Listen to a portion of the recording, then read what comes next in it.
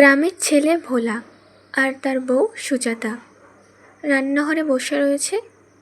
ভোলা বসে রয়েছে একটি খাটিয়ার উপরে, তার বউকে বলছে, তা বউ আজ কী রান্না করলে? সুজাতা বলল, এই তো তোমার জন্য বিরিয়ানি রান্না করেছি। ভোলা বলল, তা বিরিয়ানিটা তুমি খুব ভালোই রান্না করো, তুমি তো একটা বিরিয়ানির দোকান খুলতে পারো, বলো। তখন তার বউ সুজাতা বলল, আমি আর কি দোকান খুলবো, আমি তো মেয়ে মানুষ, তুমি ছেলে মানুষ, তুমিই ঘরের বড়, তুমি যেটা বলবে সেটাই হবে। আমাদের তো একটা চায়ের দোকান আছে, যদি তুমি চাও সেই চায়ের সঙ্গে বিরিয়ানি রাখবে তো রাখতেই পারো, আমি রোজ রান্না করে দেব, তার সঙ্গে দোকানেও তোমাকে সাহায্য করব।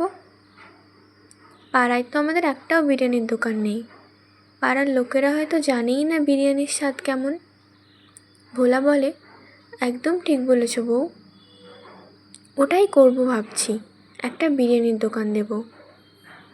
নতুন খাবার, সবাই খেতেও চাইবে, খেয়ে দেখতেও আসবে, আর দামটাও কম রাখবো, তাহলে সব লোকই পছন্দ করবে বিরিয়ানি।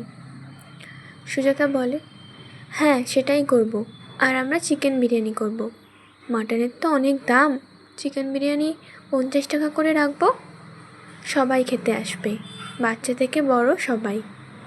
ভোলা বলে, তাহলে আর দেরি কিসের, তুমি বরং আজ থেকেই লেগে পড়ো, আজ বিকেল থেকেই আমরা বিরিয়ানির দোকান দেব, যেই চায়ের দোকানটা আছে ওখানেই বিরিয়ানি রাখবো, আর সবাইকে পাশাপাশি বলেও দেব যে আমাদের দোকানে বিরিয়ানি পাওয়া যায়, সবাই নিশ্চয়ই আমাদের দোকানে আসবে। তার বউ বলল, ঠিক আছে, এখন তুমি খেয়ে নাও। এরপর বিকেল হতেই তার একটা বিরিয়ানির হাঁড়ি নিয়ে দোকান খুলে দিল।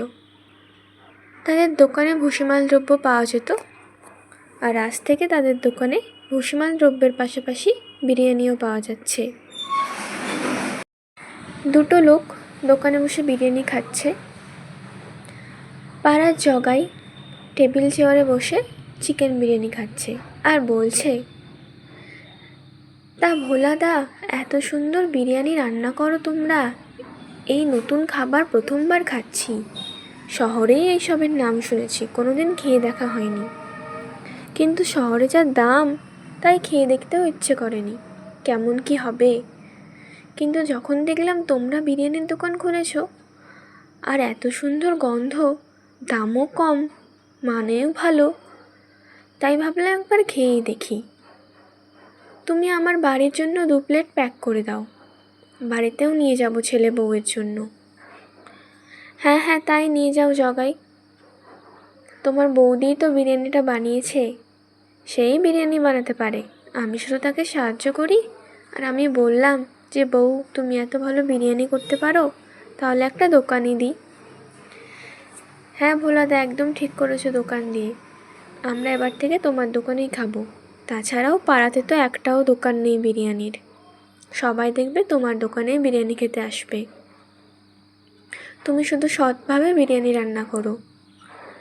হ্যাঁ রে ভাই, আমি তো একদম টাটকা চিকেন, ভালো মশলাপাতি আর বাসমতি চাল ব্যবহার করি, এই বিরিয়ানি যে একবার খাবে তার মুখে লেগে থাকবে। তোর বৌদি তো প্রায়ই আমাদের বাড়িতে বিরিয়ানি বানাতো, সেই স্বাদ দেখেই তো আমি তোর বৌদিকে বললাম একটু বিরিয়ানি বানাও, দোকানেও রাখবো। আজকের ভিডিও এখানেই, ভালো লাগলে সাবস্ক্রাইব করে দিও।